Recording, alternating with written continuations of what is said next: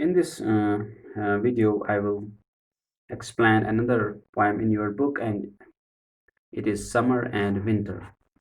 It's the 10th poem and page number 76. The poet makes a comparison between summer and winter. So the poet is comparing the summer with the winter, and this means that he's analyzing the differences between the summer and the winter.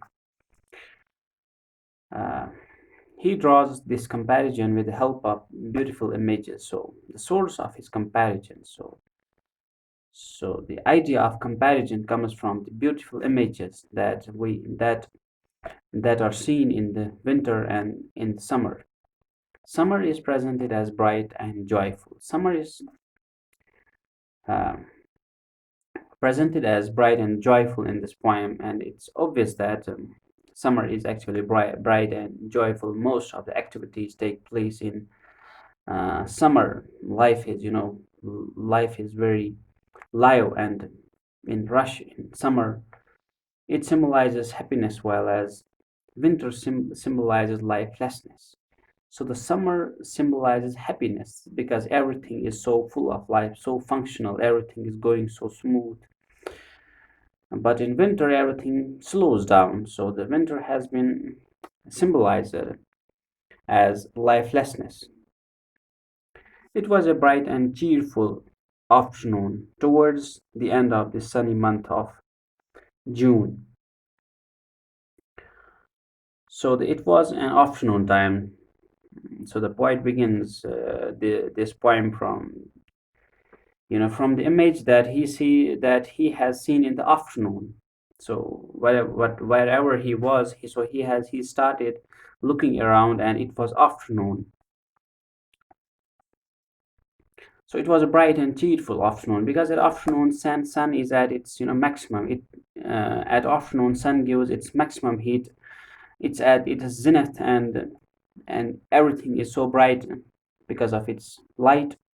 And cheerful afternoon, happy afternoon, towards the end of the sunny month of June, and it was it was the ending days of June, when the north wind congregates in crowds, the floating mountains of silver clouds.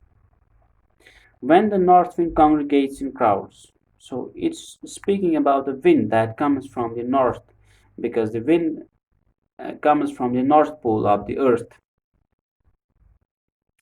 The floating mountains of silver clouds, and here it says floating mountains because mountains actually don't float.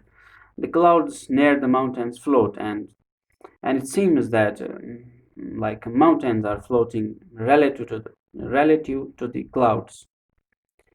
Well, rather actually clouds float from the horizon, and the stainless sky opens beyond them like eternity. From the horizon is the line where the sky seems to meet earth, and the stainless sky, and so clear and clean sky opens beyond them like eternity. So it says that the sky opens beyond the mountains, and here it says the horizon. So the horizon can mean different at different places, and we live in a valley, and we see the sunrise and the sunset above the mountains. So the horizon for us is just above the mountains, where we can see the sun rising and sun setting. So the horizon for us is the peak, is above the mountains.